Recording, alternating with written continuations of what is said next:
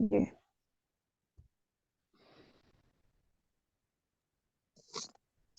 अस्सलाम वालेकुम व रहमतुल्लाहि व बरकातुहू।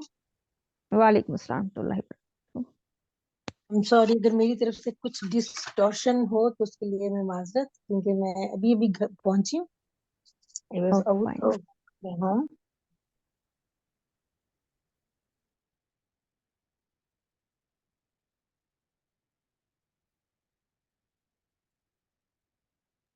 लास्ट सेशन में किसी का कोई क्वेश्चन हो तो प्लीज रख सकते हैं। आज हमने डीपर कॉन्सेप्ट में जाना है और ये सेशन इस तरह से होगा। आज जो न्यू पार्टिसिपेंट है वो भी क्लियर रख लें कि आप अनम्यूट रखें। ये इंटरैक्टिव सेशन होता है, ये लेक्चर्स नहीं होंगे। कुछ चीज़ों में बताना पड़ता है, 2-4 मिनट के लिए बता देते हैं, लेकिन जितना आप रोकेंगे, पूछेंगे, बात क्लियर करेंगे तो ये चीज़ें क्लियर। आपके क्वेश्चन सी इनफैक्ट ये सेशंस हैं, यही लर्निंग है, ये वो वाला मेथड। बल्कि हम इसको बिल्कुल ये कंसेप्ट तोड़ना चाह रहे हैं कि ये वाली लर्निंग के उस्ताद आए 2 घंटे बोलता रहे और बाकी चुप करके चले जाएं, ये वाली वो वाली लर्निंग नहीं है प्लीज। तो आप लोग अनम्यूट करके क्वेश्चन करें। क्या है? जी जी मैडम फरीदा। जी मैं हम लोगों ने लास्ट टाइम एम्पथी का पढ़े थे एम्पथी तो एम्पथी का किया था जी। उसकी आज हमने उसका डीपर जाके एनालाइज करना है कि एम्पथी का नेक्स्ट एप्लीकेशन क्या है। और इक्विटी के ऊपर आपने बात करनी थी। इक्विटी क्या है? जी ठीक है, बिल्कुल क्योंकि ये बिल्कुल मेन मैं पिलर है। एम्पथी का इक्विटी मेन पिलर है। तो किस तरह से है? और इसको एम्पथी को तो हमने समझ लिया कि मैं थोड़ा सा रिवाइज कर दूं कि एम्पथी ये है कि अ, दूसरे के शूज में जाके वो चीज, वो उस सिचुएशन को ना सिर्फ देखना बल्कि एक्शनाइज करना, ये एम्पथी है। और अगर हम सिर्फ सिचुएशन को देख रहे हैं और उसमें कर कुछ नहीं रहे, एक्शन में नहीं आ रहा, दैट इज सिंपथी, जो मोस्टली लोग कर रहे होते हैं। एक ये चीज हमने लर्न की थी, बेसिक कंसेप्ट इसका ये था। जी इसके बाद ये एम्पथी असल में आती कब है? और जो इमोशनल इंटेलिजेंस की जो बेसिक्स है, इक्विटी जिसे हम कहते हैं, इक्विटी को डिफाइन कर दें प्लीज कि असल जी इक्विटी है क्या, और इक्विटी का मेरी मेरी मेरी फिलॉसफी पे क्या इम्पैक्ट है, और इसको जरा एम्पथी के साथ रिलेट कर दें। जी जी thank you so very much Rabia ji. हम लोगों को अल्लाह ताला ने ना एक्चुअली मेन चीज समझने की है ना। जी। अल्लाह ताला ने हमें एक मकसद के तहत पैदा किया। इवन दुनिया की कोई भी चीज आप देखें वो बेमकसद नहीं बिल्कुल। है। इक्विटी बेसिकली जो बेसिक कंटेंट है ये है इसका एम्पैथी का। ओके सो हमें इक्विटी बेसिक होता है कि हमें अपनी वैल्यू का पता हो। ठीक है, हमारा दूसरे लोगों के साथ मुआशरे में दूसरे लोगों के साथ जो है वो हमारा कैसा ताल्लुक है, किस बेस के ऊपर है। क्या हम अपनी खुद वैल्यू करते हैं, हमें दूसरे क्या वैल्यू देते हैं, प्लस हमें कितना कॉन्फिडेंस है जो हम कर रहे हैं, वेदर वो हमारे लिए कितना बेनिफिशियल है और दूसरों के लिए कितना बेनिफिशियल है। दिस इज द बेसिक, आप कह सकते हो कि उसकी डेफिनेशन है इक्विटी की। हमने ना, मैं आई एम सॉरी, मैं मुझे लास्ट टाइम जो है ना मैं कह रही थी कि अगर हम लोग हजरत अबूजर गफ्फारी का, मैं एमसी के ऊपर थोड़ा जी सा एक आपने हम दिया लास्ट था छोटा सा बिल्कुल होमवर्क दिया था, क्योंकि वो मैंने इतना कहा था डिटेल्ड है कि ना। अगर हम उसको डिस्कस करेंगे तो आप उससे क्या जानना चाह रही थी? वो तो बहुत डिटेल है सेशन। अगर हम बुजुर्ग गफारी की तो एग्जैक्ट एग्जांपल है अबूजर माशाल्लाह। वो तो गफ्फारी का जो एक एक एक लेवल है जो हमें साइकोलॉजी और साइंस बताती है। सही। साइकोलॉजी और साइंस एक लेवल बताती है हमें एम्पथी का और इक्विटी का, और एक वो लेवल है जो हमें इस्लाम हम्म, बताता है, जो बिल्कुल। हमें मुसलमान होना सिखाता है, एक वो लेवल है। तो हम्म। उसमें जब हम हजरत अबू जर गफ्फारी का वाक्य पढ़ रहे थे, और मेरा ख्याल है कि हमने बेशतर हम लोगों ने पढ़ा था बचपन में उनका वाक्य। जी प्लीज हमारे क्लास में जितने लोग हैं आप लोग सब अगर कोई हाथ कोई खड़ा हाँ करके जी, बता दें, कोई यानी हाँ म्यूट करके कि आप अनम्यूटेड। बुजुर्ग गफारी के नाम से आपको याद आ रहा है वाकया उनका, या कोई शेयर करना चाहेगा?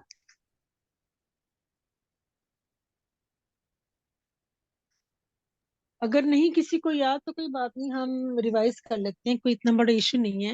वैसे तो जी बुजुर्ग फाइन। गफारी जो है ना वो बहुत बहुत ही ज्यादा हम्बल, और बहुत उनकी जो रिप्यूट आप कह लो ना, उनकी जो वो इंसान दोस्त, नहीं इस्लाम कबूल करने का वाकया नहीं, उनका एमथी का वाकया है कि हजरत उमर के दौर की बात है, I think if I am not wrong, तो जी किसी जी, से आई गॉट दैट। बाय, जी जी जिसमें प्लीज उन्होंने आप, एक पर्सन के लिए जमानत दी थी और वो रुक गए जी थे, जी। उस पर्सन को फांसी होनी थी। हम्म। प्लीज उसके लिए बोलें, हजरत इसको अबू ज़र वाक़या पूरा गफारी, सुनाइए। जी जी, वो वाकया इस तरह से था कि एक आदमी से गलती से जो था वो ऊंट को पत्थर लग गया था। तो जो ऊंट का मालिक था वो मुकदमा लेके पहुंच गया था, और उस मुकदमे का फैसला यही हुआ था कि जिस आदमी ने ऊंट को पत्थर मारा है उसको जो है वो सजा दी जाएगी, उसको फांसी होगी। तो उसने फिर मोहलत मांगी थी कि उसे जो है ना वो चंद एक दिन की मोहलत दे दी जाए। आई थिंक 3 डेज की थी कि मुझे मोहलत दी जाए। मेरा छोटा भाई है जिसकी कफालत मैं करता हूँ, और फिर कुछ चीजें हैं जो मेरे सपुर्द है वो मैं उसको दे आऊं और उसकी कफालत किसी के जिम्मे लगाऊं, फिर मैं वापस आ जाऊंगा। तो वहाँ जितने भी लोग मौजूद थे तो कहा गया था कि आपको फिर अपने लिए कोई ट्रस्टी जो है वो चूज करना पड़ेगा। तो उसने हजरत अबू जर गफारी को बोला कि ये मेरा ट्रस्टी है। तब हजरत अबू जर गफारी बिल्कुल भी नहीं जानते थे उसको, लेकिन हजरत अबू जर गफारी फौरन से ट्रस्टी बनने के लिए तैयार हो गए थे। और जब तीसरा दिन भी गुजर गया और फांसी का वक्त नजदीक आ रहा था और वो शख्स फांसी की जगह पे मौजूद नहीं था, तो सब जो थे वो परेशान थे हजरत अबू जर गफारी के लिए बहुत ज्यादा, कि उनकी हालत सबकी जो थी वो बहुत ज्यादा खराब हो रही थी कि अब अबू जर गफारी को है वो फांसी लग जाएगी, क्योंकि वो ट्रस्टी बने हैं, वो सजा इनको काटनी पड़ेगी। तो वो शख्स अभी भी नहीं आ रहा। फिर अभी कुछ लम्हात में जो जब रहते थे फांसी में, तो वो शख्स जो है वो ऐसे जैसे उसका सांस बहुत ज्यादा फूला हुआ है, हाँफता हुआ, इस तरह से वो आता है। तो फिर जब उसे इंटरोगेट किया जाता है कि इतनी देर क्यों लगी और आपकी ये हालत ऐसे क्यों है, तो उसने बताया कि जब मैं आ रहा था तो मैं पानी के रास्ते से कश्ती पे आ रहा था, तो वहां कुछ इस तरह से हुआ कि पूरी कश्ती जो है वो उलट गई थी। सिर्फ जो वही शख्स जो है वो किनारे तक तैर के वापस आया, पहुंच सका है। और जितनी जल्दी हो सका है मैं आया हूँ यहाँ पे इस अपनी सजा को पूरा करने के लिए। तो फिर पूछा गया कि क्या अबू जर गफारी वो आप जानते थे, या अबू जर गफारी आपको जानते थे? तो कहा कि बिल्कुल भी नहीं जानते थे। तो फिर उस पे जो है वो उस शख्स की सजा को भी माफ कर दिया गया था कि जिस शख्स ने इस तरह अपनी जो है वो वादे पे जो पूरा आ रहा है और वो वापस आया है, जबकि वो उन लोगों में से था जिनकी जिंदगियां जा चुकी थी और सिर्फ वो अकेला ही बचा था। लेकिन वो अपनी जिंदगी को देने के लिए, क्योंकि उसने वादा किया हुआ था, उसको पूरा करने के लिए वो पहुंच गया है। और हजरत अबू जर गफारी ने भी जो है वो उसकी जगह पे खुद को रखा, ट्रस्टी बने, और जो है वो सारा प्रैक्टिकली करके दिखाया, उसकी कंडीशन को समझते हुए कि उसे अपने भाई की कफालत के लिए किसी ना किसी को जिम्मेदार बनाना है। अगर वो ऐसे ही चला जाएगा तो फिर उसका भाई ना सिर्फ परेशान होगा बल्कि उसकी कफालत का जिम्मेदार भी कोई नहीं होगा। जी अ, अब आप देखें कि इसमें इसमें एम्पथी का कितना बड़ा लेसन है इसके अंदर। मुझे लगता है कि कितना बड़ा वाकया है ह्यूमन लेवल के ऊपर, कि आप, वो हजरत अबू जर गफारी नहीं जानते थे उस शख्स के बारे में कि ये कौन है, लेकिन ये आपकी सेल्फ एस्टीम है, ये इक्विटी है आपकी, इक्विटी कि आपका अपनी नजर में आपकी क्या हैसियत है, और आपका खुद के ऊपर कितना कॉन्फिडेंस है, कि आपका आपने जो दुनिया के लिए बिहेव करना है, जो दुनिया के लिए आपने करना है, वो सारे का सारा लेसन जो है ना इसके अंदर हमें मिलता है, कि इंसान जो है वो एम्पथाइज कैसे कर सकता है, किस लेवल पे जाके जो है ना वो आप एम्पथी शो कर सकते हो। और I think this is called equity, कि आपको अपनी हैसियत का खुद से पता हो, आपको अपनी सेल्फ एस्टीम के बारे में पता हो, कि आपने दूसरों के साथ जो है ना वो अपना किरदार जो है वो दूसरों के साथ अपना बिहेवियर जो है वो आपने कैसे रखना है। सो मतलब इसलिए आई थिंक, हमारे जो सेल्फ वर्थ है, ये जो मेरी सेल्फ वर्थ मेरी नजर में है, ठीक है, ये इस लेसन से हमें मिल रहा है कि उन्होंने अपनी वर्थ को पहचाना, रिकॉग्नाइज किया, और असल में तो ये बेसिक्स हैं इमोशनल इंटेलिजेंस की। और जहां तक लग रहा है कि एक इंसान अगर उस लेवल पे उसकी सेल्फ स्टीम, सेल्फ क्या कहेंगे, सेल्फ वर्थ को पॉलिश नहीं किया गया बचपन से, ठीक है, या हमारे अपब्रिंगिंग में कोई ऐसे फ्लॉज रह गए हैं, तो मोस्टली असल हमारे अपने फ्लॉज होते हैं, ये 12 ईयर्स तक होते हैं, लॉक हो जाती है केमिस्ट्री में। तो उसके बाद क्या होता है कि फिर हम अगर जस्ट पढ़ भी लें और उसको इंटरनलाइज ना करें तो भी हम इमोशनल इंटेलिजेंस से फायदा नहीं उठा सकते। इतनी इंपॉर्टेंस है इक्विटी की, राइट? ऐसा ही है। हंड्रेड इसमें आप क्या हंड्रेड इसको। परसेंट है, बिल्कुल बिल्कुल। अ, अगर अगर हम इसको थोड़ा सा और एलेबोरेट करें ना, मतलब बचपन में अगर जी जी कोई फ्लॉ रह जाए तो वो, जी जी। और फ्लॉ इस तरह से रहता है बचपन में कि हमने अपने बच्चों को जो है ना वो सेल्फ वर्थ की, सेल्फ एस्टीम की डेफिनेशन ही गलत हमने दी होती है।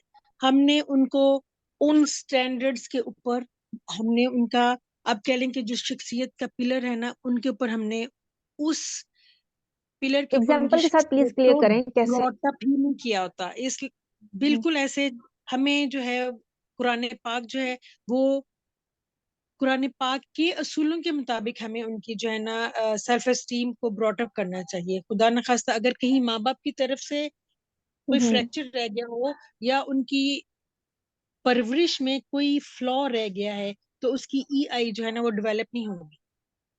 उसको हम्म उसको उसकी जो शख्सियत का जो बेसिक पिलर है ना उसकी हमने उसको डेफिनेशन जो है वो कुरान से हमने लेके देनी है, सहाबा इकराम वाली डेफिनेशन लेके देनी है। और सबसे ज्यादा जो हाई सेल्फ एस्टीम है वो नबी इस्लाम जो है ना वो हमारे लिए सबसे बड़ी एग्जाम्पल है। और अगर आप हम्म इन स्टैंडर्ड्स के ऊपर अपने आप को लेके आएंगे तो फिर आप देखिए कि आप अपने आप के हमारे अपने आप लेवल जो है ना वो अपग्रेड हो जाएंगे ऑटोमेटिकली।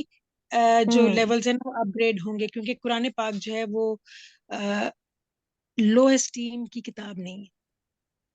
कुरान पाक हम्म। जो है वो है ही हाई एस्टीम की बुक है, किताब है। तो मुसलमान और जो कहते है हैं ना, वो, खुद को चेक करना हो तो वही बात है कि हम जैसे ही उन स्टैंडर्ड्स को देखेंगे ना तो पता चल जाएगा मैं कहाँ पे खड़ी हूँ।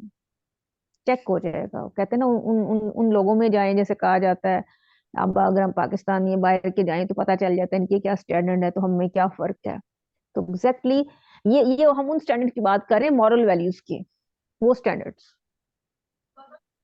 कि कुरान में जो स्टैंडर्ड हैं, और हम उसके तो हमने तो वो स्टैंडर्ड सारे या तो कल्चर से उठाए होते हैं या फैमिली से उठाए होते हैं। लेकिन एक इसमें बात क्लियर समझ लें कि अभी हम पहले भी बात कर रहे थे आपके आने से पहले कि अगर केमिस्ट्री 12 तक लॉक हो चुकी है, उसके बाद हमारा क्या काम काम है। उसके बाद बिल्कुल एग्जैक्टली ऐसे ही है कि देखिए जितने भी अंबिया आए हैं उन्होंने क्या किया, 1,24,000, उन्होंने यही कहा ना कि अपने बाप के दीन को छोड़ के मेरे दीन पे आ। ठीक है, कि अल्लाह भी ये कह रहा है कि कॉन्शियस मुसलमान बने हम। तो इसलिए इन चीजों से हमने परेशान नहीं होना, लेकिन वो परेशानी, वो डिस्टरबेंस माइंड में रखनी है कि नहीं, सुनी सुनाई बात या मेरे बाप दादा की बात नहीं चलेगी या मेरे कल्चर की बात नहीं चलेगी। मैंने सारे असूल कुरान से लेने हैं। आज अगर हम सिंपल यही, मैं फरीदा, मैं आज एक चीज नोट कर रही थी कि ये जो डिसोनेंस आ जी रही जी, है ना, छोटा सा एक पॉइंट है कि सारे स्टैंडर्ड हम ले कहाँ से रहे हैं, एक ही किताब से लेंगे डिसोनेंस नहीं आएगी। इवन एक मदर, एक फादर, उससे भी अंदर से पता होता है राइट क्या है, रॉन्ग क्या है। उसके बच्चे उसकी बात पता है क्यों नहीं सुन रहे होते, वो खुद देख रहे होते हैं, अब्बा जी आप ये नहीं कर रहे क्यों। उसकी बताने में, उसके करने में वो सेल्फ स्टीम नहीं होती। वो आधी चीजें कल्चर की कह रहा होता है, आधी चीजें अपनी फैमिली को राजी करने के लिए कह रहा होता है, और बच्चे से कह रहा होता है कुरान के असूल। तो ये खुदारा ये प्रिंसिपल समझ जाएं कि हमने लेने एक जगह से असूल हैं। जैसे ही वो एक बंदा खुद अपने तौर पे एक जगह से असूल लेना शुरू कर देगा, यकीन माने उसको ये कहना नहीं पड़ेगा, उसको बनानी नहीं पड़ेगी। कहते हैं ना, नेचुरल केमिस्ट्री तो खुद बिहेव करती है ना। आपकी टोन, आपका एक्सेंट, आपकी बॉडी लैंग्वेज एक ही अलाइनमेंट में आ जाएगी। लेकिन हम खुद क्लियर नहीं होते, हम खुद डिसोनेस्ट भी होते हैं, अंदर से हम कह रहे होते हैं हाँ कह तो सही रही हूँ, लेकिन ये कैसे सरवाइव करेगी बच्ची, ये तो मास्टर से खा जाएगा, अंदर से हम इतना डरे होते हैं। तो ये हमें बहुत कॉन्शियसली क्लियर करना पड़ेगा, ये स्टैंडर्ड है। और अल्लाह की भी मदद जो आती है, वो अल्लाह की मदद अंबिया के साथ है। अंबिया की मदद, अंबिया के साथ सिर्फ, सॉरी, मैं अंबिया के साथ नहीं है, अल्लाह की मदद अल्लाह के लॉज के साथ है। वो लॉज को फॉलो करते थे, उन स्टैंडर्ड पे रहते थे। तो अगर हमने वो स्टैंडर्ड समझे ना, मीट करना तो बात का स्टेप है, उन कम से कम यही समझे हम जा कहाँ रहे हैं। तो आज मैम फरीदा भी एग्जैक्टली हमसे यही बता रही है कि उस इक्विटी को समझे हम। मेरी सेल्फ वर्थ मेरे सामने क्या है, मैं क्या हूँ, जो मेरी सेल्फ वर्थ होगी उसी की बेस पे मेरी फिलॉसफी होगी, उसी की बेस पे मेरे रिलेशनशिप, जितने भी रिलेशन है अपनी जात के साथ, लोगों के साथ, लोगों के साथ मैंने किस लेवल पे, अब जैसे अबू जर गफारी का है, उन्होंने जो जिस पीक पे जाके उस बंदे की मदद की ना, वो उनकी सेल्फ वर्थ थी, इक्विटी थी, कि क्या उन्होंने अपने आप को वो एज ए ह्यूमन, क्या उन्होंने वो जो एक खलीफातुल अर्द का क्या हक अदा किया हुआ था, समझा हुआ था, तो उसको उन्होंने वो किया। उन्होंने ये नहीं देखा कि दूसरा बंदा क्या कर रहा है या क्या बनेगा या मेरी फैमिली का। वो उनकी इक्विटी की बेस्ट एग्जांपल है, ये पीक है, ये तो स्टैंडर्ड बना दिया ना उन्होंने। और वो कोई अगर हम कहेंगे जी उस जमाने में थे, तो वो एक सहाबी है ना, नबी नहीं है। ठीक है, तो प्लीज आप कंटिन्यू करें फरीदा जी। जी, thank you so very much for मैं तो काफी एलेबोरेटिंग। वो डिटेल में चली गई जी। अल्हम्दुलिल्लाह अल्हम्दुलिल्लाह। आई थिंक अगर अगर इसके बारे में किसी का कोई क्वेश्चन है तो प्लीज आप लोग कीजिए।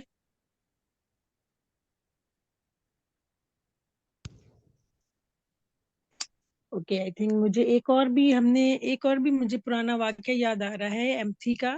शायद ये भी हमने बचपन में पढ़ा था। फातिमा बिन्त अब्दुल्ला नाम की एक बच्ची या शायद खातून थी। हमारी हिस्ट्री जो है ना, वो खवातीन की मिसालों से भी भरी पड़ी है, लेकिन हम पढ़ते नहीं है एक्चुअली। नहीं, उन्होंने, इसमें आप प्लीज वो भी क्लियर करें ना, बीइंग आज फीमेल भी हमने मिमिक फीमेल की हिस्ट्री को ही करना है, तभी हम उनको कॉपी हाँ कर जी, हाँ सकेंगे। जी, इसको भी मैं प्लीज बिल्कुल क्लियर कर बस दें। वो मैं कह रही हूँ कि हमें मर्दों की तो मिसालें बहुत मिलती हैं, और हम यूजली खवातीन भी बैठ के मर्दों का ही जिक्र कर रही होती हैं। मतलब जाहिर है नबी इस्लाम का वो जो मतलब पीक है, औज है, वो तो सबके लिए, पूरी इंसानियत के लिए है। लेकिन अगेन एक औरत एक औरत को जो औरत फॉलो कर सकती है, वो जाहिर है एक औरत और मर्द को शायद उस तरह से हम ना एग्जाम्पल अपनी बना सकें उनकी सीरा को फॉलो करने के लिए। मतलब फातिमा बिन्त अब्दुल्ला जंगी जो जख्मी होते थे उनको पानी पिलाती थी। ये हमने आई थिंक 4th या 5th स्टैंडर्ड में ये पोइम पढ़ी थी, फातिमा बिन्त अब्दुल्ला की। वो पानी पिलाया जी जी। करती थी जो जंग में जो जख्मी हो जाते थे।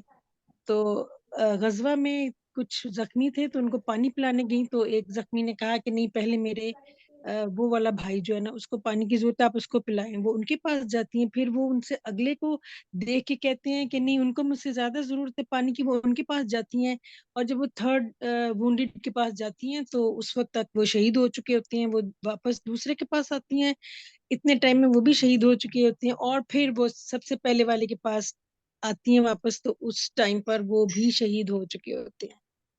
सो ये मुझे बचपन तो नहीं, खैर लड़कपन था, 5th और 6th ग्रेड की बात है ये, कि एक तो उस बच्ची का, उस मतलब हमारी उस्ताद ने तो हमें वो बच्ची बताया था कि इतना मेजर काम कि जंग हो रही है और उसमें तीर और तलवारें और वो, लेकिन वो अपना पानी पिलाने का काम, जो करेज है, जो बहादुरी है। और दूसरा हमारा एक दूसरे के लिए इसार और एक दूसरे के लिए एम्पथी, कि कितना बड़ा लेसन है कि मुझे अगर प्यास लगी है तो मैं किसी और की प्यास को मैं ज्यादा महसूस कर रही हूँ, अपनी प्यास को पीछे छोड़ के, तो मैं अगले की प्यास को या अगले की जरूरत, इसको आप कहीं पे भी किसी भी लेवल पे जो है वो एलेबोरेट कर सकते हैं। This is what we call sacrifice और इसार और एम्पथी और सेल्फ इक्विटी। ये सारे स्टैंडर्ड जो है ना, एक दूसरे के साथ हमारे अटैच्ड होते हैं, और ये उस वक्त बहुत हाई हो जाते हैं जब हम अपने आप को अल्लाह ताला के साथ जो है ना अटैच करते हैं, जब हम अपने आप को अल्लाह से अटैच करते हैं और अपना अल्फा अल्लाह को बनाते हैं, तो हमारी वर्थ जो है एकदम से जमीन से उठ के आसमान पे चली जाती है। आई थिंक ये इतनी इम्पोर्टेंट बात है कि हमने बिल्कुल जबरदस्त। हमने स्टैंडर्ड्स अपने जो है ना वो बड़े लो रखे हुए हैं। उन स्टैंडर्ड्स के ऊपर जो है ना वो पूरा नहीं उतर रहे, और हम सब मिलके एक्चुअली यही कोशिश कर रहे हैं कि हम सब की जो सेल्फ एस्टीम है ना वो हाई हो, वो अपग्रेड हो, हमारा अल्फा जो है वो अल्लाह ताला की जात हो, और वहां से सारे उसूल जो है ना वो लेकर तो अपने आप को भी हाई लेवल्स पे लेके जाएं, और अपने जो मुसलमान दूसरे बल्कि तमाम इंसानों को जो है वो, हमें किसी मुसलमान तक या किसी उस तक नहीं रहना, हम्म। हमें सबको जो है ना ऊपर लेके आना है।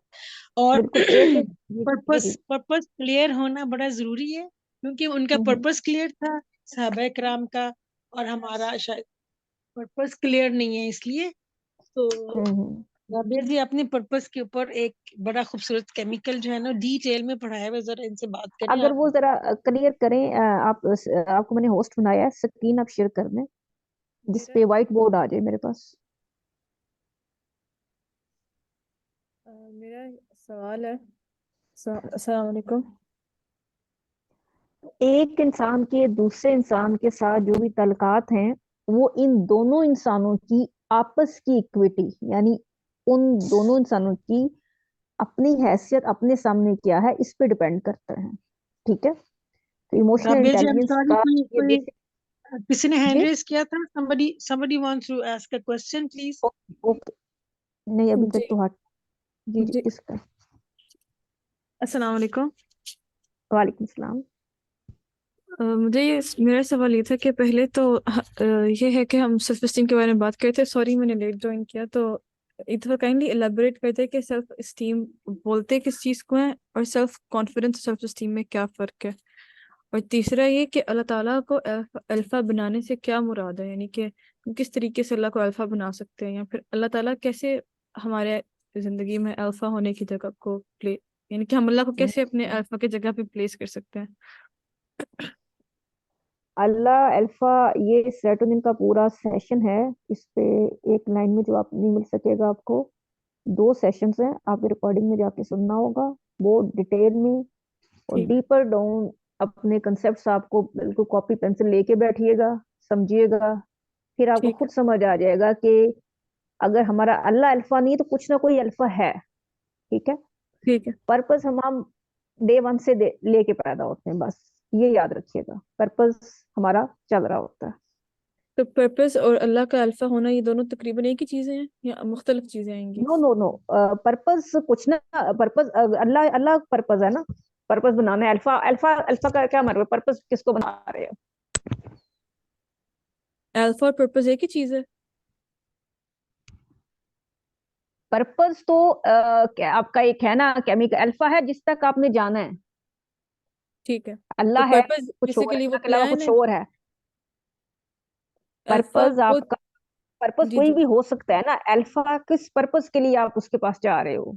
पर्पस ये है कि ओवरऑल किसी का पर्पस दुनिया है, दुनिया में कुछ ना कुछ आपने अचीव करना है, ये एक पर्पस है। उस पर्पस में आपका अल्फा क्या है, उस पर्पस में अल्फा क्या है, ये दोनों अलग चीजें हैं। ये आपको डेफिनेशन उसमें सारी सेरोटोनिन के केमिकल में जाएंगी ना, आपको पता चल जाएगा अल्फा क्या होता है, पर्पस एग्जैक्टली है क्या, कैसे बनता है। और अनकॉन्शियसली भी हमारा, और डे वन से हम लेकर आ रहे होते हैं, चल रहे होते हैं। ये ऐसी टर्म्स हैं जिसको आज हम पढ़ जरूर रहे हैं, लेकिन ऑलरेडी हम अगर नहीं भी पढ़ रहे तो हम इनको सेटिस्फाइड कर रहे हैं, इन्हीं के लिए काम कर रहे हैं। जी ठीक है। और और ये आज हम बात कर रहे थे इक्विटी की और सेल्फ स्टीम की या सेल्फ वर्थ की। सेल्फ वर्थ की बात असल में एग्जैक्टली इधर ये है कि हमारे जो आप, हर इंसान का ताल्लुक जो दूसरे के साथ बनता है वो उसकी बेस पे बनता है जो उसका अपने साथ खुद होता है। इसे कहते हैं इक्विटी। ठीक है, और उसको हमने कहा कि जो बचपन से आपका 12 इयर्स एटलीस्ट, उस एज में जो आपकी सेल्फ स्टीम सेल्फ वर्थ बना दी गई होती है, उसकी बेस पे अगर अपनी लाइफ चेंज नहीं करते, कॉन्शियसली नहीं चेंज करते, तो उसी की बेस पे हम सारी लाइफ गुजार रहे होते हैं। और 10 years तो मोस्ट इंपॉर्टेंट होते हैं। और सेल्फ स्टीम ये है कि मैं अपने मेरे स्टैंडर्ड क्या है सेल्फ स्टीम की, ये रखिए। सेल्फ वर्थ क्या है, मैं अपने स्टैंडर्ड कहाँ से ले रही हूँ, सोसाइटी से ले रही हूँ कि सारे कुरान से ले रही हूँ, किसको मैं फॉलो कर रही हूँ, ये मेरी सेल्फ स्टीम बता देंगे। और सेल्फ स्टीम लो और हाई वही बात है कि जब हम कुरान के ऊपर जब बात करते हैं कि कुरान हाई सेल्फ स्टीम के लोगों के लिए, ये जुमला आपने सुना होगा, ठीक है। जी तो जी। हाई सेल्फ स्टीम मतलब क्या, कि इसको वही बंदा अडॉप्ट कर सकता है जिसकी कोई वर्थ होगी, जिसकी अपनी कोई हैसियत होगी, जो पहचानेगा खुद को। तो आज हमारा ये सारा जो एम्पैथी का सेशन ही यही है कि सेल्फ अवेयरनेस का भी पहले भी एक सेशन भी हुआ है, वो भी अगर आप प्लीज रिकॉर्डिंग सुन लें तो ज्यादा बेहतर होगा। कि उसमें सेल्फ किस जैसे हम सेशन की कनेक्ट होते हैं रिकॉर्डिंग? अपने सेल्फ के साथ। जी, किस सेशन की रिकॉर्डिंग अभी आपने मेंशन की है, सॉरी? सेल्फ अवेयरनेस के ऊपर भी है, स्टैंडर्ड के ऊपर मेरी अलग से सेशन भी है, डिटेल में है स्टैंडर्ड हम कहाँ से लेते हैं क्या है। तो ये आज हम बात कर रहे थे कि एम्पथी को डीपर जाके समझना, और एम्पथी के साथ इक्विटी क्या है, इक्विटी है मेरी अपनी वर्थ क्या है, इसके ऊपर हम सारा हमारी अपनी सारी शख्सियत डिपेंड करती है। ठीक है, ओके। मैं फरीदा, आपने स्क्रीन शेयर की है जिससे मैं वो ले सकूं, व्हाइट बोर्ड? व्हाइट बोर्ड पे क्लिक करें, सॉरी, नीचे नीचे मैं व्हाइट बोर्ड आ रहा है उस पर। हाँ जी, व्हाइट बोर्ड पे क्लिक करें। मुझे ना स्क्रीन ये ओके, ये आ नहीं, गया। स्क्रीन नहीं शेयर करनी, जस्ट व्हाइट बोर्ड आपने ओपन ओके, करना। ठीक है ठीक है। Is it so? जी जी, अभी शो नहीं हो रहा मुझे। जी, अभी तक किसी का और कोई क्वेश्चन? व्हाइट बोर्ड को आप कह रहे हो ना राबिया? जी जी, व्हाइट बोर्ड के ऊपर क्लिक करें। लेकिन मैंने किया क्लिक और इसके ऊपर आ रहा है कि नो डाटा। हाँ,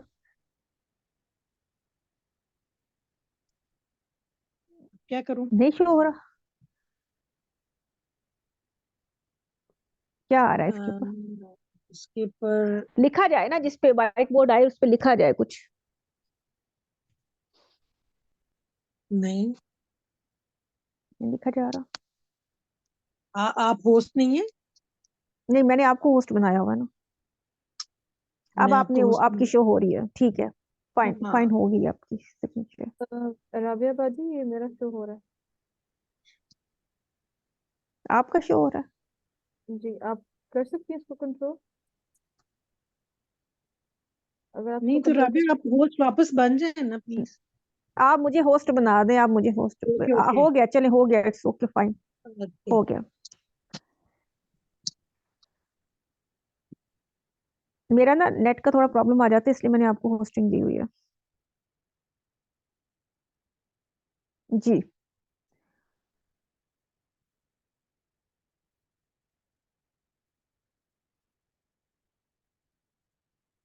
राबिया, आपको होस्ट बनाया मैंने, चेक कीजिए प्लीज। जी जी, fine, thank you.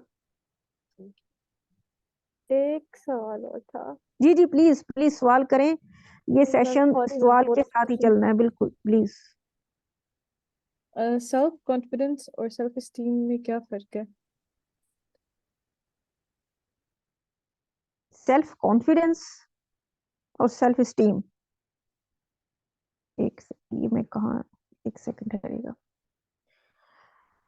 Self confidence की तो अभी हमने बात की कि जो हमारी सेल्फ वर्थ है, हमारे अपने अंदर हम अपने आप को कहाँ प्लेस करते हैं, ठीक है। हमने कहाँ से ली हुई है अपनी सेल्फ वर्थ, मेरी किन चीजों पर बेस करती है, ये मेरी सेल्फ जो वर्थ होगी उसी के अकॉर्डिंग, उसी को मैं अपना कॉन्फिडेंस कहूंगी, उसी पे मेरा कॉन्फिडेंस बेस करेगा, ठीक है।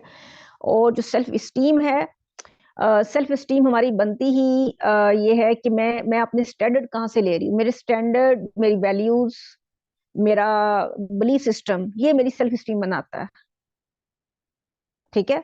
अब वो हमने चेक करना होगा कि मेरी मेरी वैल्यूज क्या हैं, मेरा बिलीफ सिस्टम क्या है, और मेरी मेरी जिसे कहते हैं ना, हम किस पे हम अपना वो करते हैं, जैसे कह लें कि स्टैंडर्ड, असल में किन चीजों को मैं अपने हाई स्टैंडर्ड मैं कहती हूँ कि ये मैंने मीट करने हैं, वो कुछ भी हो सकता है। जैसे कह लेंगे कॉन्फिडेंस, एक ऐसे इंसान को भी कॉन्फिडेंस होता है जो एक चोरी करके आता है, डकैत होता है, आपने देखा नहीं, वो तो गलत काम करके बड़े कॉन्फिडेंस से बोल रहे होते हैं। तो कॉन्फिडेंस बोलना या बताना नहीं होता आके खाली, मतलब आप कहें कि जी मैं बता सकता हूँ 10 बंदों में खड़े होके। कॉन्फिडेंस ये है कि आपने उसको कहाँ पे, वो किसी भी चीज पे हो सकता है, ठीक है, लेकिन जो सेल्फ स्टीम है वो बेस करती है स्टैंडर्ड, आपके बताएगी किन चीजों को आप वैल्यू देते हो। जी मैं फ्रीदा, आप कुछ ऐड करना चाहेंगी प्लीज? जी जी, मैं इसको आपकी देख रही, मेरा तो ये गुम्मी होगी, ये कहाँ चला गया?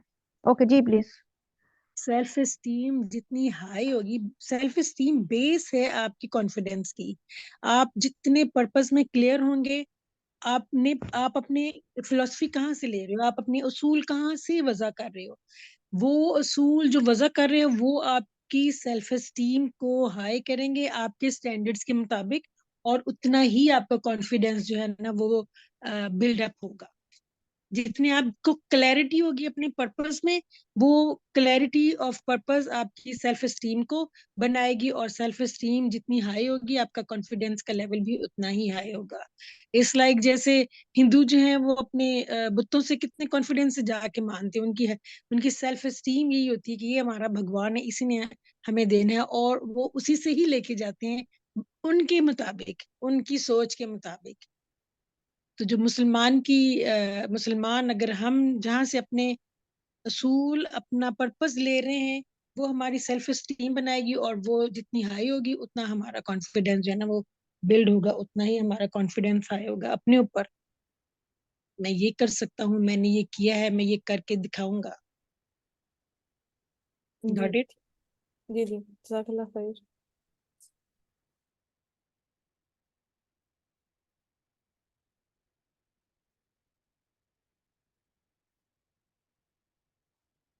मैं लिखना चाह रही हूँ, इधर कोई हेल्प कर देगा भाई इसमें मेरे साथ? ये तो चार्ट्स खुल गए हैं, स्क्रीन नहीं ओपन हो रही।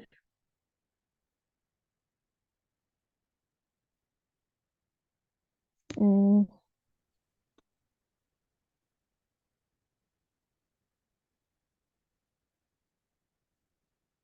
पहले तो सिंपल व्हाइट बोर्ड आ जाता था, कहाँ गया? आप लोगों को आ रहे हैं नजर ये जो ओपन हो गया? स्क्रीन शेयर हो रही है? नहीं, नहीं। अभी तो नहीं। अच्छा, ये कैसे हो सकता है? आपके सामने व्हाइट बोर्ड नहीं आ रहा जो मेरे सामने ओपन हुआ हुआ है? नहीं। नहीं नहीं। राधे जी, अभी नहीं। अच्छा, ओ, ओके।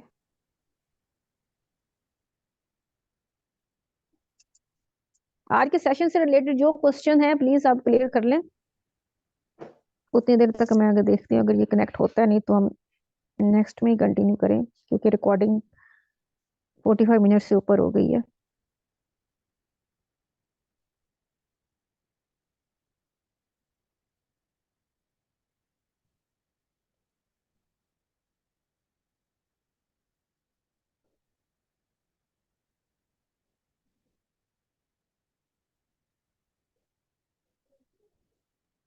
राबिया बाजी, मैं करूँ शेयर? मेरी तरफ से हो रहा है। जी जी प्लीज करें, आप करें अगर आपकी ओके। तरफ से हो रहा है तो।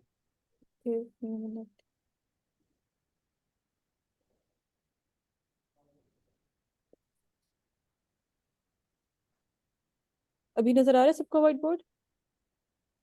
जी जी, आपकी स्क्रीन आ गई। ओके, ठीक है। राबिया बाजी, आप कंट्रोल कर सकती हैं इसको? ओके। अभी मैं लिखना चाह रही हूँ, मुझे वो दे दें, मतलब कंट्रोल आ जाएगा, लिखा जाए। जी, आपका नाम शो हो रहा है, राबिया बसरी लिखा हुआ है। इस पे वो ले आए पेंसिल, कोई पेन जिससे लिखा जाए। इसका कंट्रोल सेकंड आ गया, मुझे देना है आपको। नीचे साइड पे ही होता है, ये प्लस का साइन बना बना, इसको करें। मिल गया। यस। जी हो गया। जी, ये मैंने एक लफ्ज लिखा है अशहद, इसका मतलब बताएं उर्दू में प्लीज, सब लोग अनम्यूट करें और इसका मीनिंग बताएं मुझे जरा। गवाही देना। गवाही देना, ये किसने इसको मिटा दिया? बस बाकी ना ना अशहद चेहरे। मैं गवाही देता हूँ। जी, अशहद गवाही देना।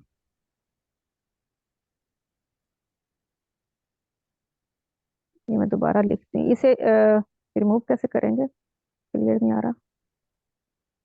अच्छा, वहीं से दोबारा से ऑप्शन दे, वहां पे ऑप्शन आएगी, साथ में इरेजर की भी। मैं कर रही हूँ लेकिन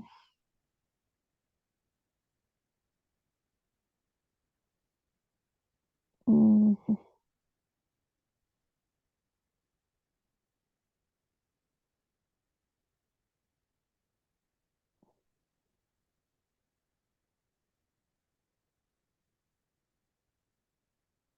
ओके।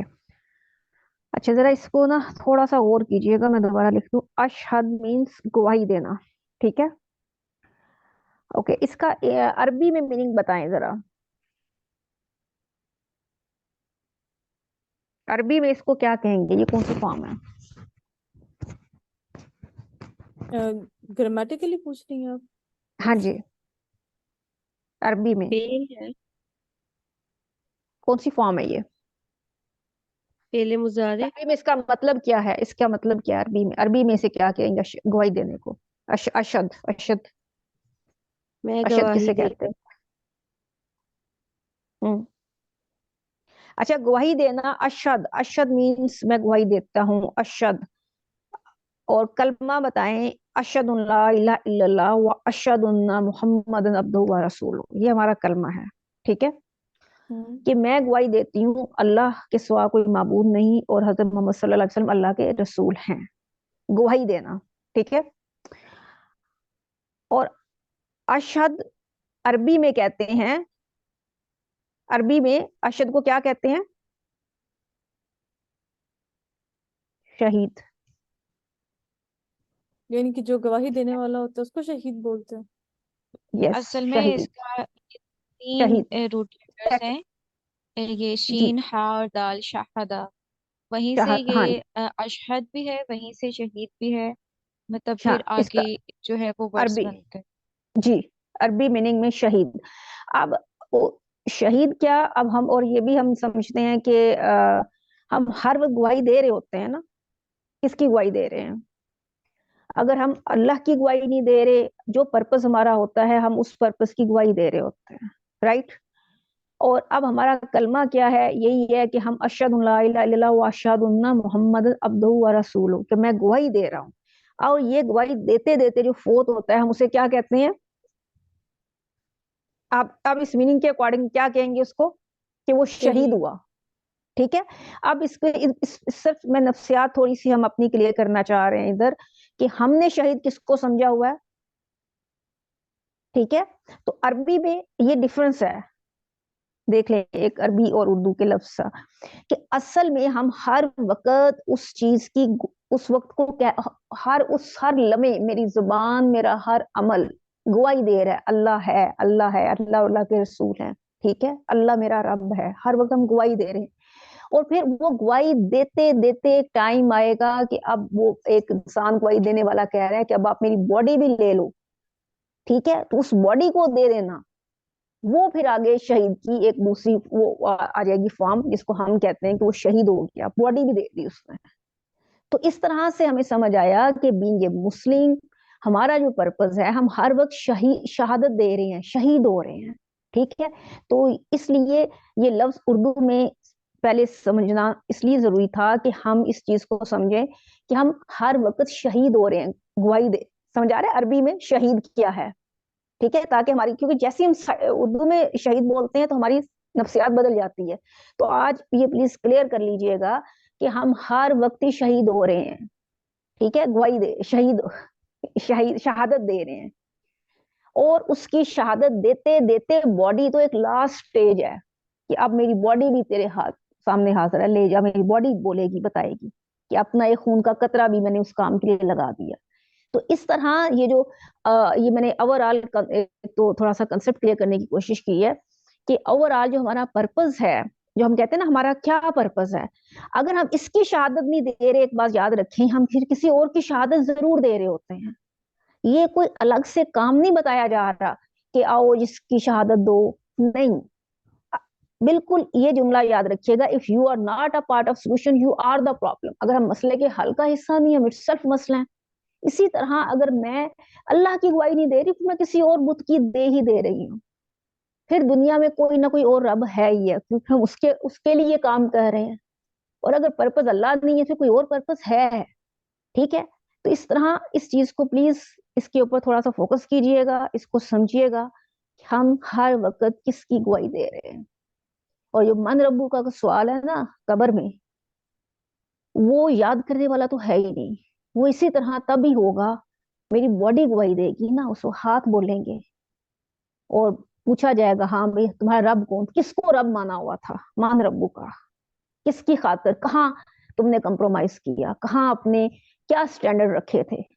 ठीक है, और वहां कोई ब्लेम गेम नहीं चलेगी। यहाँ पे हम अक्सर ब्लेम डाल लेते ना, इसकी वजह से ये अल्लाह ने कहना हाँ बताओ। और अब इधर बात आएगी, अपनी सेल्फ एस्टीम हाई करनी है ना, या कॉन्फिडेंस बिल्ड करना है, तो इधर से करें कि I have to answer to Munkar नकीर।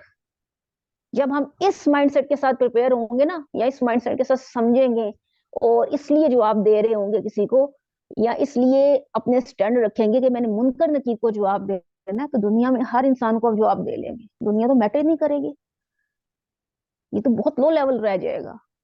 तो स्टैंडर्ड फिर वहां से हाई होंगे कि अगर अच्छा मैं मुनकर नकीर को जवाब देना है। और उधर वो याद रखना है इंशाल्लाह हमने, कि हज़रत उमर ने पूछा था, या रसूल अल्लाह जब मुनकर नकीर आएंगे तो क्या मैं होश में होऊंगा? तो आप सल्लल्लाहु अलैहि वसल्लम ने फरमाया था, हाँ उमर, बिल्कुल ऐसे जैसे अभी तुम मेरे सामने है। तो हज़रत उमर ने कहा था, या रसूल अल्लाह मैं देख लूंगा। तो आज हमें ये समझने की जरूरत है कि क्या हमने वो स्टैंडर्ड रखे, हम ये जुमला कह सके, क्या हम वो काम कर रहे हैं जिसकी बेस में हम ये कह सके हाँ हम देख लेंगे। तो इसलिए it's not a matter of choice, it's a have to process, हमें हर हाल में ये करना है। और ये जो हमने सेल्फ वर्थ की बात की, या एम्पथी और सेंस ऑफ जस्टिस की बात की, आज इसको कंक्लूड करते हैं। वो अल्लाह ने हमारे अंदर डाल के भेजा है, अंदर से हमें अपनी ध्यानदारी से अपने आप को जवाब देना होगा। ये अल्लाह ने 2 चिप लगा के हमारे हर इंसान के अंदर डाल के भेज दी है। उसे पता होता है, उसे पता होता है ये हक है, ये सच है, ये झूठ है, ये धोखा है, फ्रॉड है। तो ये इसके लिए सेल्फ क्या कहेंगे, एम्पथी और सेंस ऑफ जस्टिस, इसके लिए किसी लेक्चर की जरूरत नहीं होती। जंगल में भी कोई इंसान हो ना, उसको भी इन 2 चीजों के अंदर अल्लाह ने सिस्टम डाल के भेजा, उससे भी अच्छा लगता है कि जब मुसीबत आए तो पूरी दुनिया हेल्प के लिए आ जाए। वो भी कभी किसी पे जुल्म नहीं करेगा, क्योंकि वो भी चाहेगा मेरे साथ जुल्म ना हो। तो ये 2 चीजें हमारी बेसिक्स हैं। तो आई होप सो मैंने इसमें कुछ क्वेश्चंस आपके आंसर कर दिए होंगे। एक जी एक बस इसकी, मैं राबिया जी एक बात ऐड करूंगी, सिर्फ जी एक जी बात जरूर जरूर आपके प्लीज। बोलने पे। हमें हमें ये देखने की बहुत जरूरत है कि हजरत उमर फारूक, हजरत अबू बकर सिद्दीक, या अगर हम फीमेल साइड पे जाएं तो हजरत बीबी फातिमा, हजरत खतीजतुल कुबरा रजी अल्लाह ताला अन्हा, हजरत बीबी आयशा हमारी माँ, क्या इन सब के क्वेश्चन पेपर तो सेम ही है, सबके सवाल नामे सेम ही है, तो उनकी तैयारी और हमारी तैयारी जो है, क्या आया वो भी सेम है? Did we do we prepare for the same question paper? जो हजरत उमर फारूक ने जिस कॉन्फिडेंस के साथ कहा कि या रसूल अल्लाह अगर ऐसा ही है तो फिर मैं देख लूंगा, फिर मैं दे दूंगा जवाब फरिश्तों को, क्योंकि उनको अपने पर्पस का पता था, वो कितने क्लियर थे अपने पर्पस के ऊपर। तो क्वेश्चन पेपर तो हमें भी वही आएगा जो उनको आया। तो उनकी तैयारी क्या थी और हम किस लेवल के ऊपर अपने आप को, do we prepare for answer? क्या हम सोचते हैं इस बात को कि क्या हम भी, क्वेश्चन पेपर तो एक ही है, क्या हमने उतनी ही तैयारी की है जितनी उनकी थी? आई थिंक इसके ऊपर हमें जो है ना वो सोचने की बड़ी जरूरत है। वो साथ ही जी पहला मैं जवाब बहुत क्लियर हो जाता है कि उनका पर्पस 24 आवर्स और था। वो हर वक्त शहादत दे रहे थे इस बात की। और हम कभी कभी शहादत देते हैं हमारे दिमागों में। तो मैं अपना एटलीस्ट कहूंगी, हमें तो बड़े अरसे तक यही इसका शहीद का मतलब जैसे ही आता है दिमाग में, तो शायद जान देनी है किसी, जबकि हम हर वक्त अशहद अशहदुल्लाह आवाजें सुन रहे हैं दिन में 5 बार, और हर वक्त शहीद होना है। और ये इसलिए कहा गया ना, जो कलमे पे मरा वो शहीद है। आप समझ आया, कलमे में मरना है हमने सब ने, वो तो आखिर में तो बॉडी देनी है ना हमने, अपनी जान की भी नजराना दे दे, अल्लाह कबूल करे हम सब का, अल्लाह करे कि हमारा खात्मा, अल्लाह हमारी बॉडी भी इस काम में जाए, लेकिन इंशाल्लाह हमने शहादत देनी है, तो हर वक्त वो चीज की शहादत देनी है। अल्लाह हम उस चीज की गवाही दे रहे हैं। जी प्लीज, किसका क्वेश्चन है? जी मुझे ना यहाँ पे एक सुशाहिल की बात याद आ रही थी कि वो कहते हैं कि Islam is not a noun, it's a verb. Islam is yes, an action. तो 24 बिल्कुल आवर्स हम उस एक्शन के अंदर हैं। और एक और चीज जो बिल्कुल। मैंने बचपन में सीखी थी कि हम अपने 24 आवर्स ना इबादत में गुजार सकते हैं। वो कैसे कि नहीं, अगर हम गुजार रहे हैं बिल्कुल, इबादत किसी ना किसी की तो कर रहे हैं, मतलब जी जी कहीं ये दिमागों में बहुत क्लियर रख लेना चाहिए कि हमें असल में वो जो जैसे ये क्लियर हो जाता है ना कि हम समझ रहे हैं रिचुअल्स है, इस्लाम इज नॉट अ रिचुअल ना, जी वर्ब जी है ना। बिल्कुल आपने वही बात कि हर वक्त एक्शनाइज में कर रही हूँ, हर वक्त शहादत दे रही हूँ, जो मैं जी काम जी कर रही हूँ अकेले में, मेरा मेरा पेपर देना, मेरा मेरा मैं काम करना, मैं जॉब पे जा रही हूँ, उस वक्त मैं जो बिहेव कर रही हूँ, जो काम कर रही हूँ, मैं शहादत दे रही हूँ किसकी? अगर मैं वो सिस्टम के लिए उस प्रेजेंट सिस्टम के लिए काम कर रही हूँ, तो मैंने रब उस सिस्टम को माना हुआ है, अल्लाह के लॉज की मुझे परवाह नहीं है, तो मैंने शहादत दे दी। किसकी शहादत दे दी? कि बस ठीक है जी, मैं इसी की गुलाम हूँ। तो हर वक्त हम शहादत दे रहे हैं, अगर अल्लाह की शहादत नहीं दे रहे तो किसी और चीज की तो गवाही दे रहे हैं ना। तो इसलिए या तो हम अल्लाह की गवाही दे रहे हैं, या फिर किसी और, कोई और खुदा खुदा है ही हमारा, ये हमें मानना होगा। ये नहीं हम कह सकते कि नहीं मैं अल्लाह को भी मानती हूँ और दूसरे भी करने, नहीं, ऐसा नहीं है। जी, जी मैं यहाँ प्लीज पे थोड़ा किसी सा ऐड करना चाहूंगी। जी जी जी। हजरत उमर रजी अल्लाह ताला अन्हो की जिंदगी से ही, कि जब हजरत उमर रजी अल्लाह ताला अन्हो का अपना दौरे खिलाफत था, तो वो जमात के लिए जा रहे थे और जमात की इमामत उन्होंने ही करवानी थी। उन्होंने अपनी अहलिया को अपना जूता दिया हुआ था गांठने के लिए, टूट गया था, तो उसको ठीक कर दें। तो जब उन्होंने रवाना होने लगे, जाने लगे मस्जिद, तो कहा कि अब मेरा जूता जो है वो मुझे दे दें ताकि मैं मस्जिद जा सकूं। तो अहलिया ने कहा कि वो तो इस कदर टूट चुका है कि अब कोई जगह ही नहीं बची जहां से मैं उसको सिलाई लगा सकूं और वो अब पहनने के काबिल हो सके। अब वो पहना नहीं हम्म जा सकता कि वो इतना टूट चुका है। तो हजरत उमर ने कहा कि ठीक है, मैं ऐसे ही चला जाऊंगा, जूता नहीं है तो हम्म मस्जिद तो मुझे जाना हम्म है और इमामत हम्म करवानी है। तो अहलिया कहती हैं कि आप जो हैं वो इस वक्त खलीफा हैं, लोग क्या कहेंगे कि खलीफा के पास जूता भी नहीं है। उस वक्त हजरत उमर ने हम्म बहुत हम्म खूबसूरत लाइन कही थी कि अगर उमर ने लोगों की बातों की परवाह करना शुरू कर दी, तो फिर उमर उमर नहीं रहेगा। कि अगर उमर ने अपने स्टैंडर्ड्स लोगों से लेना शुरू कर दिए, तो फिर उमर नहीं रहेगा। उमर ने अपने स्टैंडर्ड्स अल्लाह के साथ फिट किए हुए हैं, और अल्लाह को ये नहीं है कि आपके पास जूता नहीं है तो आप मस्जिद नहीं आओ, आप इमामत नहीं करो। अल्लाह ने तो ये स्टैंडर्ड सेट नहीं किए हुए। और दूसरा जो है वो हजरत फातिमा तो ज़हरा की लाइफ से है, कि हजरत फातिमा रज़ी अल्लाह ताला अन्हा जो है वो उन्होंने सोने का जो है वो एक छोटा सा लॉकेट या पेंडेंट इस तरह का पहना हुआ था। और जो इमाम हसन और हुसैन है जो है वो चांदी के कंगन पहने हुए थे। आप सल्लल्लाहु अलैहि वसल्लम किसी सफर से जब वापस आए, तो वापस आते तो सबसे पहले हजरत फातिमा से मिलते। तो जैसे ही घर के अंदर दाखिल हुए, तो हजरत फातिमा को वो लॉकेट पहने देखा, और बच्चों के हाथों में या पाँव में वो कंगन देखे, तो बगैर कलाम किए वापस चले गए। तो हजरत हम्म फातिमा तो ज़रा बहुत परेशान हो गई, इतनी परेशान कि वो रो रही थी। तो हजरत अली हम्म करमल्लाहु वजहहु जब आए, तो उन्होंने दरियाफ्त फरमाया कि क्या मसला है। तो हजरत फातिमा तो ज़हरा ने बताया कि मसला ये है कि आप सल्लल्लाहु अलैहि वसल्लम तशरीफ लाए हैं, लेकिन कभी ऐसा नहीं हुआ कि मुझसे कलाम किए बगैर वापस चले जाएं। तो कलाम भी नहीं किया और वापस चले गए। और जब हजरत अली आप सल्लल्लाहु अलैहि वसल्लम के पास जाते हैं, तो आप सल्लल्लाहु अलैहि वसल्लम भी रो रहे होते हैं। तो हजरत अली फिर दरियाफ्त करते हैं कि ये सारा माजरा क्या है। तो नबी सल्लल्लाहु अलैहि वसल्लम ने फरमाया कि मेरी उम्मत में ऐसी बच्चियां भी होंगी जिनके पास सोना पहनने के लिए हम्म कुछ नहीं होगा। हजरत अली ने फरमाया कि सोना पहनना तो जायज है और बच्चों के लिए चांदी हम्म पहनना भी जायज है, और ये मैंने हम्म अपने जायज जो है वो जरिए से इनको दिलाया है। मतलब ये जंग में कहीं से जो है हम्म वो माले गनीमत आया, तो वहां से हमारे हिस्से में आया, तो मैंने पहना दिया है। तो आप सल्लल्लाहु अलैहि वसल्लम हम्म ने फरमाया कि मेरी उम्मत में ऐसी बच्चियां भी होंगी जिनके पास नहीं होगा सोना, हम्म तो वो तो कहेंगे कि फातिमा तो ज़हरा ने तो पहना था ना, उनके दिल पे क्या हम्म, गुजरेगी।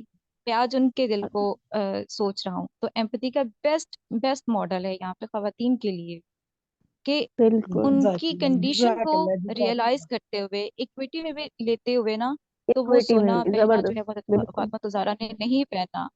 और बच्चों को भी वो हम्म। चांदी के कंगन जो है वो उतार दिए, वो नहीं पहने उन्होंने। कि मैं सबके लिए अल्फा हूँ, खवातीन के लिए जिन्होंने मुझे, यस मैं रोल मॉडल उनके लिए जिन्होंने मुझे देख यस। के नीचे चलता है। तो हम्म। अगर मैंने वो ये जन्नत की जायज काम खवातीन की की सरदार है जो कि ना। मेरे लिए है, बिल्कुल बिल्कुल। जी जी, कि मैंने ये किया, तो फिर वो जो मेरी इक्विटी है ना, इक्वल लाइन पे आना, उस लेवल पे इक्वल बिल्कुल आना, इक्वल। फिर वो हर किसी के लिए इक्वल आना मेरा नहीं रहेगा। वो फिर नहीं उस नहीं। लाइन पे कहेंगे आपने तो हमारी वो फीलिंग सोची नहीं, देखी नहीं कि हम वो सोनिया हम्म। ना पहने की हसरत क्या होती। माशाल्लाह माशाल्लाह, बहुत बहुत जबरदस्त, जज़ाकल्लाह खैर। जी। जबरदस्त, आपने तो बहुत अच्छा कंक्लूड किया, अल्हम्दुलिल्लाह। Thank you so much. और वो जैसे कहते हैं ना कि नबी करीम सल्लल्लाहु अलैहि वसल्लम ने भी ऐसी एग्जांपल, अल्फा क्यों हम, वो गाइडेड टू अल्फा है ना, कि हम हर एक को कह सकते हैं कि क्या तुम पे करबला से ज्यादा आजमाइश आई है, क्या आप पे नबी करीम सल्लल्लाहु अलैहि वसल्लम से ज्यादा आ गई है मुश्किल, या डिप्रेशन में चले गए हो। तो वही बात है, उन्होंने तो पीक ऑफ द पीक पे जाके स्टैंडर्ड सेट किए हैं। तो हमें तो अलाउंस है, हम पे तो, उन पे तो देखें तहज्जुद फर्ज थी, हम पे तो सिर्फ नमाज फर्ज है। तो बस अल्लाह हमें तौफीक दे। जी मैडम फरीदा, आप प्लीज कंक्लूड करें, फिर अभी मैं ज़हरा रिकॉर्डिंग ने, स्टॉप करती हूँ। ज़हरा हाँ बोल जी, रही थी जहरा ने कि तो माशाल्लाह अल्हम्दुलिल्लाह मैं कंक्लूड कर दिए। इसके जी आगे जी तो कुछ बोलने का मतलब, जी जी, बिल्कुल बिल्कुल, एम्पैथी, अल्हम्दुलिल्लाह। इक्विटी और सेंस ऑफ जस्टिस, ये सारी चीजें जबरदस्त। जब आप, हाँ जी, ले लेते हो तो फिर आपका जो है ना सेल्फ वर्थ ऑटोमेटिकली देखिए कहाँ से कहाँ चली जाती है। तो इतना बिल्कुल ब्यूटीफुली बिल्कुल आपने, जज़ाकल्लाह ज़हरा बिल्कुल। बेटी, जज़ाकल्लाह खैरन कसीरा। जी बस हम ठीक लोग है जो है मैडम। वो अपना अपना अल्फा जो है ना उसको सेट कर लें, उसको अपने जो पिलर्स है ना उनको अपना सेंटर जो है ना वो अल्लाह ताला को बना लें, तो बाकी के मामला इंशाल्लाह खुद ब खुद ठीक हो जाएंगे। जज़ाकल्लाह खैर, मैं रिकॉर्डिंग स्टॉप करती हूँ। अस्सलाम वालेकुम रहमतुल्लाहि व बरकातहू।